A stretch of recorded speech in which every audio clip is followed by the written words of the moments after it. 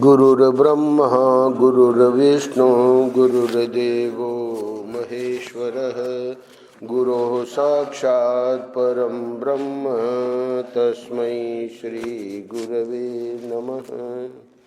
नारायण नारायण नारायण नारायण। आज 27 नवंबर है।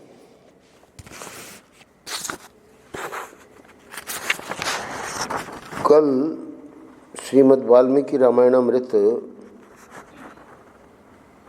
परम पूज्य महर्षि के जो प्रवचनों का संकलन है, जिस ग्रंथ में, उसी ग्रंथ का पृष्ठ संख्या 271 272। भगवान केवल ये देखते हैं कि ये मेरे पास आ गया है। आज उसी के आगे 274 275 उसी ग्रंथ में से आज का पृष्ठ है और आज का शीर्षक है ईश्वर की शरणागति सर्वथा सबसे अभय करने वाली है। अभयम सर्वभूतेभ्यो ददामि एतम व्रतम मम।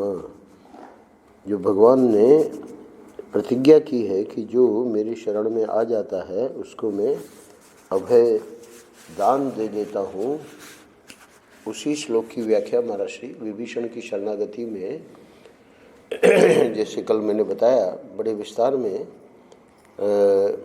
उन प्रवचनों में बिरला मंदिर में दिल्ली में, तो आज के पृष्ठ में हम देखेंगे कि अभय जो है, महर्षि समझाएंगे कि ये बहुत बड़ी बात है। अगर हमारे जीवन में निर्भीकता आ जाए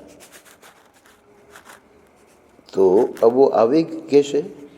तो इसके लिए महर्षि बताएंगे कि ईश्वर की जो शरणागति है वो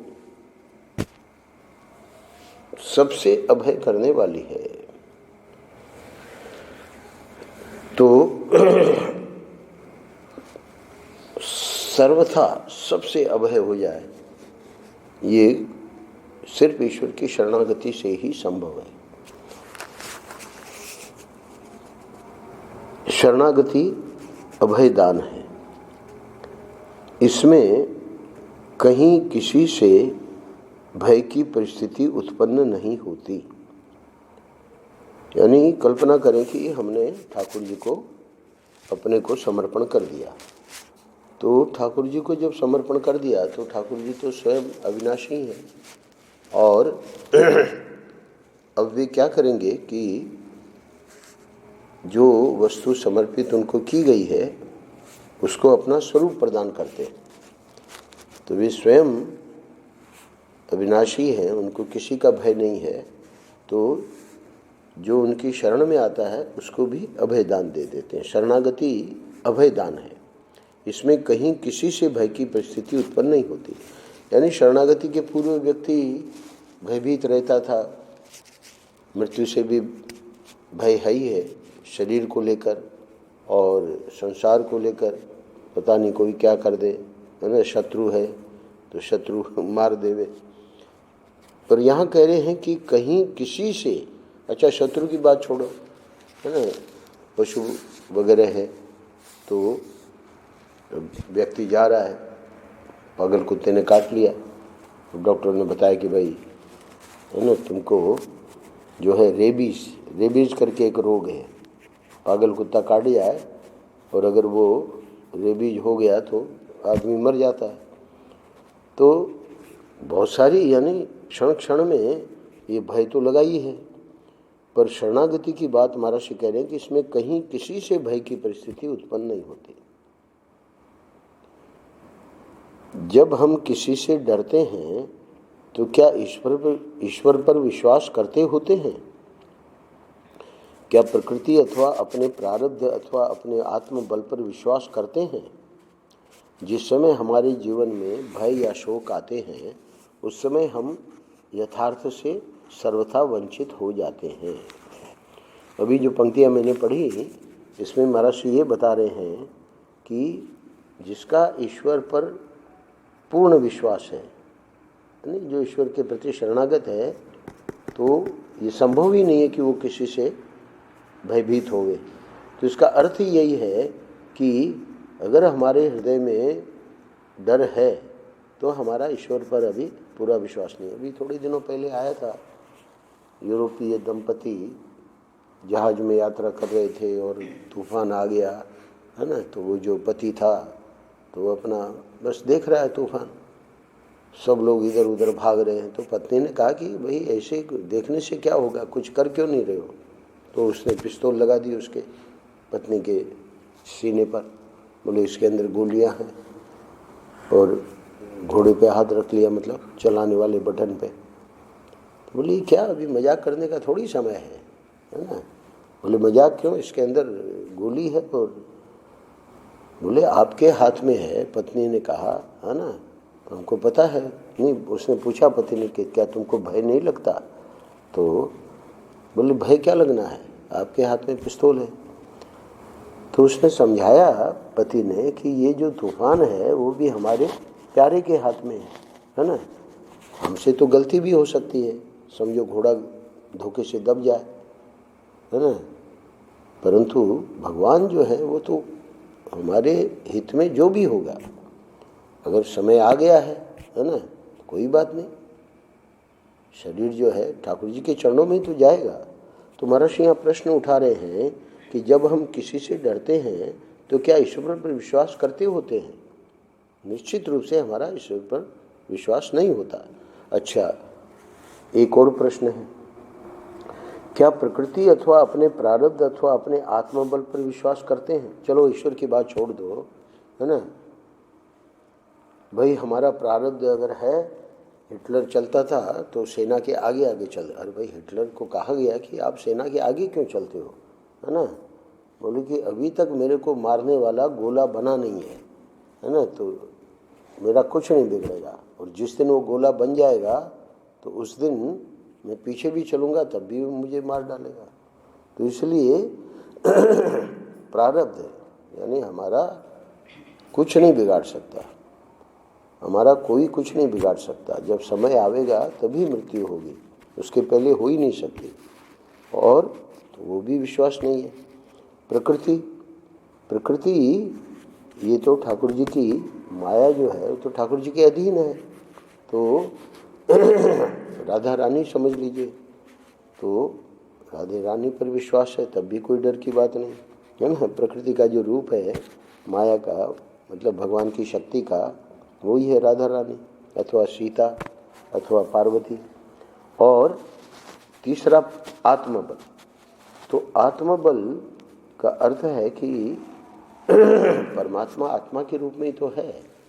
तो जो संत होते हैं तो उनको आप देखेंगे नहीं कि भाई इधर उधर किसी के सहारे वो जीते हों, कुछ नहीं। उनको पता है कि जो परमात्मा है और जो मैं हूँ, मैं का मतलब गोविंदानंद नहीं, शरीर की तो उनको ज्ञान होता है तभी शरीर उनका छूट गया।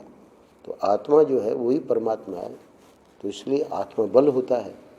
तो ये तीनों प्रश्न महर्षि ने कर दिए। ईश्वर तो भक्त के लिए, प्रारब्ध जो है अथवा प्रकृति जो है ना, अथवा आत्मबल जो है, तो और साधना में भी ये बल होते हैं। ईश्वर की शरणागति का तो प्रसंग चल ही रहा है, पर अन्य साधन जो कर रहा है तो उसको उसका भी तो बल नहीं है, नहीं तो डर क्यों रहा है। तो इसलिए पूछ रहे हैं कि क्या प्रकृति अथवा अपने प्रारब्ध अथवा अपने आत्मबल पर विश्वास करते हैं। अब वो हिटलर कौन सा धर्मात्मा था या कौन सा आस्तिक था, है ना। पर देखिए उसका कि प्रारब्ध जब तक मेरा मरने का नहीं है कोई नहीं मार सकता। तो कोई ज़रूरी नहीं कि सब शरणागति वालों को ही भय नहीं लगता, है ना। ऐसे लोगों को भी भय नहीं लगता, हिटलर जैसे लोग, है ना। सेना में देखिए जाते हैं एकदम सामने मौत खड़ी है। तो हमने एक मिले थे यात्रा में, मिलिट्री के बहुत बड़े अफसर थे, हमारी उसी में थे डब्बे में। तो हमने उनसे प्रश्न किया कि आप ऐसे जाते हो युद्ध में, तो वहाँ सामने पता है कि शत्रु मार डालेगा, तो आपको भय नहीं लगता।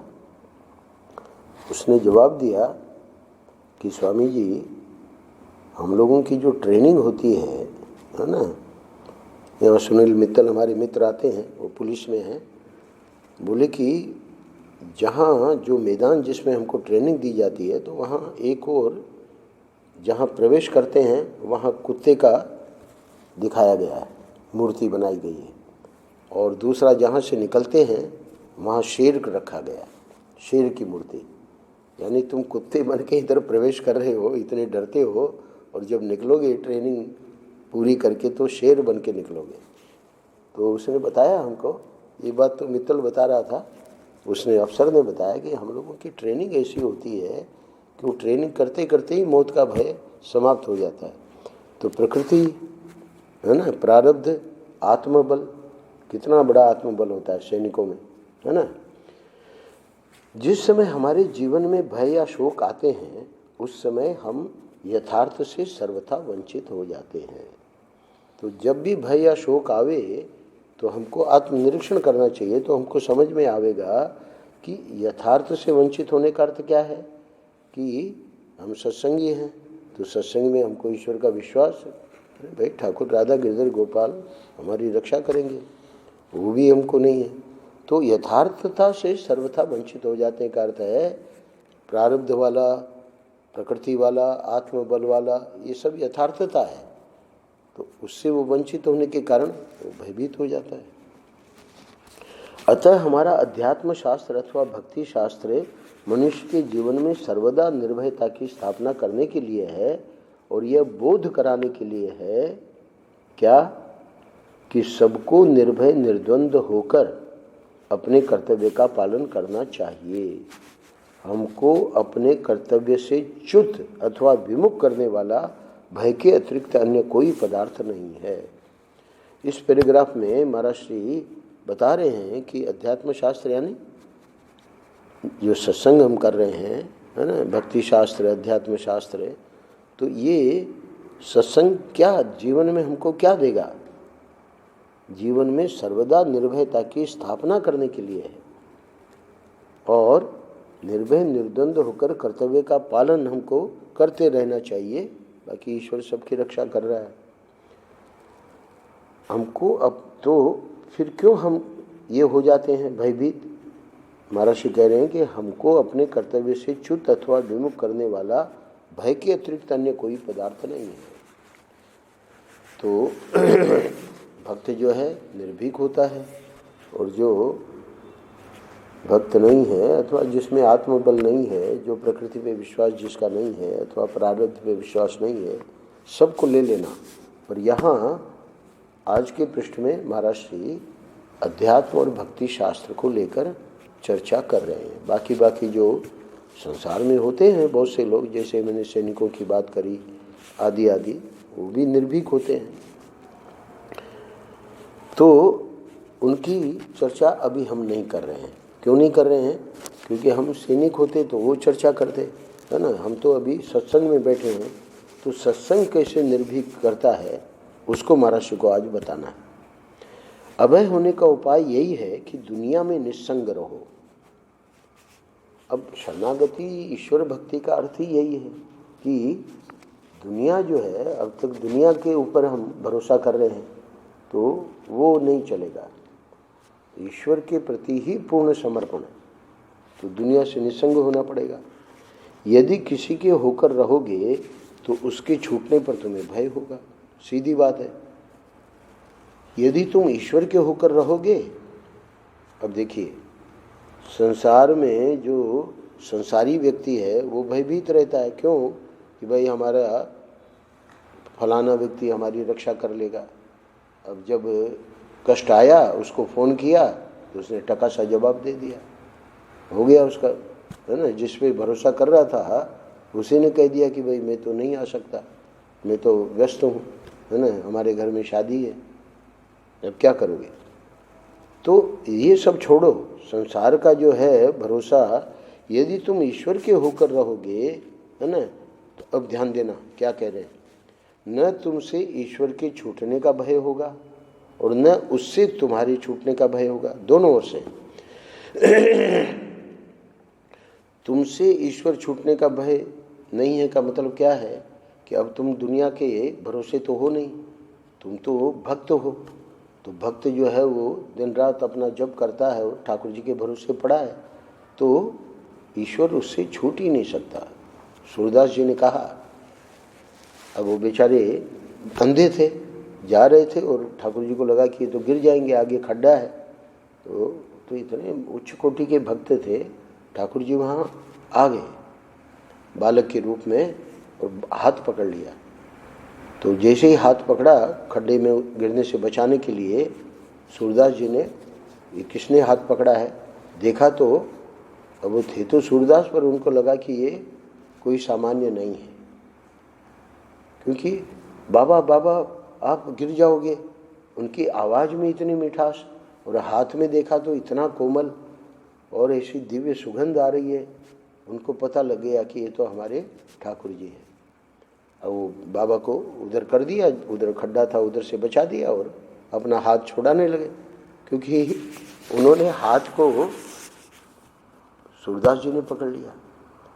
पहले तो कृष्ण ने सूरदास जी का हाथ पकड़ा, पर इन्होंने देखा कि ये तो ठाकुर है, तो उन्होंने कस के हाथ पकड़ लिया। अब उनको तो ठाकुर जी को तो बस रास्ता दिखा के जाना था, तो अब वो अपना हाथ खींच रहे हैं। तो हाथ खींच रहे हैं तो ठाकुर जी तो भले बालक हैं, पर उनमें तो पूरी उनकी शक्ति की तो क्या कहना। तो देखा कि है तो बालक, पर बड़ा जोर लगा रहा है, लगता है कि हाथ छुड़ा के चला जाएगा। मैंने भले पकड़ रखा है, तो देखा कि हाँ ये तो भाई ठाकुर जी को हम कैसे पकड़ सकते हैं, वो तो जब छूटना चाहेंगे छूट जाएंगे। तब चुनौती दी सूरदास जी ने, हाथ छुड़ाए जात हो निबल समझ के मोए। अरे भाई मैं निर्बल हूँ और आप जो है बहुत बलवान हो, कोई बात नहीं, आप तो छुड़ा लोगे। हृदय से जब जाओगे सबल बदूंगा तो, अगर तुम आप हृदय से निकल के दिखा दो तब मैं मानूंगा कि हाँ अब आप में कुछ ताकत है। क्या कह रहे महाराज श्री, यदि तुम ईश्वर के होकर रहोगे तो न तुमसे, दोनों ओर से कह रहे, न तुमसे ईश्वर के छूटने का भय होगा। अरे भक्त कहता है वो तो जा ही नहीं सकते कहीं, जैसे सूरदास जी ने कहा, चुनौती दे दी, और न उससे तुम्हारे छूटने का भय होगा। बोले कि भाई हम तो नहीं छोड़ रहे हैं, पर वो हमको छोड़ देवे। बोले वो तो कभी छोड़ता ही नहीं है। अरे पूतना बेचारी है ना, चिल्ला रही थी कि छोड़ छोड़। बोले ये तो मौसी में मेरे को पकड़ना तो आता है, छोड़ना नहीं आता। इतना मजबूत है, यानी उद्धार कर दिया पूतना का भी। इतना मजबूत है ईश्वर का हाथ कि उससे तुम कभी गिर नहीं सकते, उसकी मुट्ठी से कभी बाहर नहीं जा सकते। बहुत बढ़िया बात है। अब अगर ये बात पक्की हो गई हमारे हृदय में, तो अब बाकी का पृष्ठ बहुत सरल है। क्या? ईश्वर की शरणागति, शरणागति पे बोल रहे महाराज श्री। विभीषण आ गया है कि आप हमको अपनी शरण में ले ले। रावण ने तो लात लगा दी, तो रावण को तो कह दिया कि मैं जा रहा हूँ, है ना, अब कोई उलाहना मत देना, है ना। समझाया रावण को, उसके हित के लिए नहीं समझा, बल्कि उसी को लात मार दी। तो उसी प्रसंग में ये बात बता रहे हैं कि ईश्वर की शरणागति सर्वथा सबसे अभय करने वाली है और सबको अभय करने वाली है। तो विभीषण की बात छोड़ दीजिए, हमारी आपकी जो शरणागति है सद्गुरु के, संत के प्रति, है ना, ठाकुर जी के प्रति, तो वो फिर हमको अभय। 6 लक्षण हैं शरणागति के। एक बार मैंने यहाँ सुनाया था, डॉक्टर पुंजानी भी थे। आनुकूल्यस्य संकल्पः प्रातिकूल्यस्य वर्जनम रक्षिष्यति इति विश्वास, गोप्तृत्वम वर्णम तथा आत्मनिक्षेप कारुण्यम षड्विधा शरणागति। 3 पंक्ति का श्लोक है, एक एक पंक्ति में 2-2 बातें हैं। तो उसमें 6 बातों में रक्षिष्यति इति विश्वास, अडिग विश्वास कि वो अब तक उन्होंने हमारी रक्षा की है, कर रहे हैं और करेंगे। क्या अर्थ हुआ? लोग समझते हैं कि रक्षा का मतलब हम मरेंगे नहीं। रक्षिष्यति इति विश्वास का अर्थ है उसने क्या कहा? पति ने कहा कि तूफान हमारे प्यारे के हाथ में है ना। जैसे पिस्तौल से तेरे को डर नहीं है तो मुझे इसलिए डर नहीं है कि तूफान उसके हाथ में है। अरे वो अपने चरणों में बुलाना चाहेगा तो भी मुझे डर नहीं है। ऐसा थोड़ी है कि वो सोच रहा है कि भाई तूफान टल ही जाएगा। भक्त ऐसा कभी नहीं सोचता। तूफान आवे, हम मर भी जावें तब भी कोई बात नहीं, उन्हीं के चरणों में जाएंगे। उनको अभी हमारा जीवन शेष है, क्योंकि ये जो शरीर है, भक्त या जो भी हैं ये प्रारब्ध वाले है ना, प्रकृति में विश्वास करने वाले अथवा आत्मबल वाले, तो महर्षि ने तो चारों को गिना दिया। तो चारों के मूल में कोई सामान्य बात नहीं है। हिटलर वगैरह हम भले कहें कि भाई वो धार्मिक नहीं था, पर वो आत्मबल इस प्रकार का होना वो दिखाता है कि वो ठाकुर जी की कृपा है, तभी तो ऐसा आत्मबल आवेगा। तो सबके ऊपर ठाकुर जी की कृपा है। सिर्फ साधन भजन कर रहे हैं उन्हीं पे ठाकुर जी की कृपा ऐसा थोड़ी है। संसार में नास्तिकों की संख्या ज़्यादा है ना, भजन साधन करने वाले तो बहुत कम है।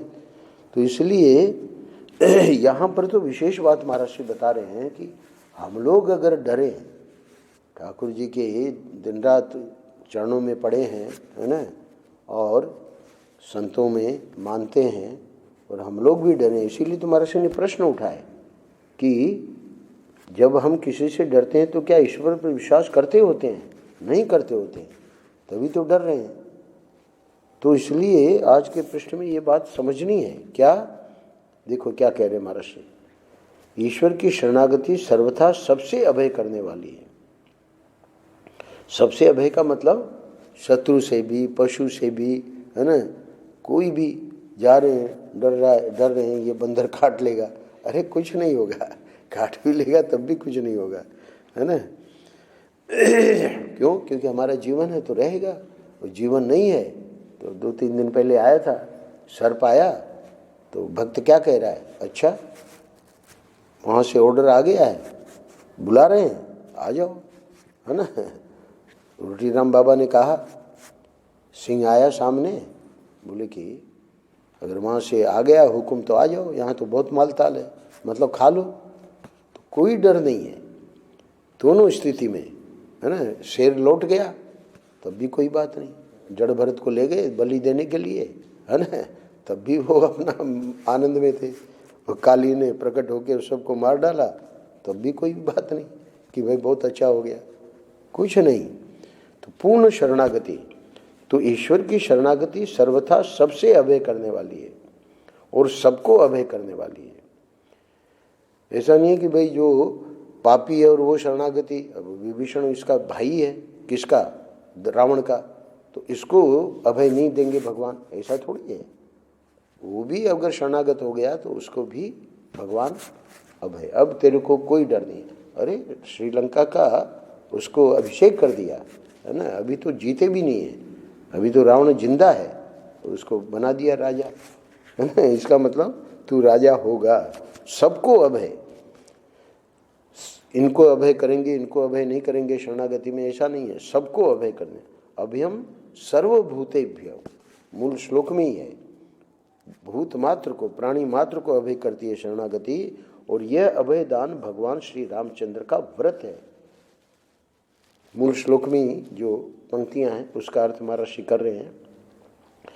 तो बोले करना क्या है, बस एक बार कह दो कि प्रभु तुम मेरे और मैं तुम्हारा, तवास्मीति याचते, मुझे तुम्हारा ही विश्वास है, तुम्हारा ही भरोसा है, तुम ही सब कुछ हो, इसी का नाम है शरणागति।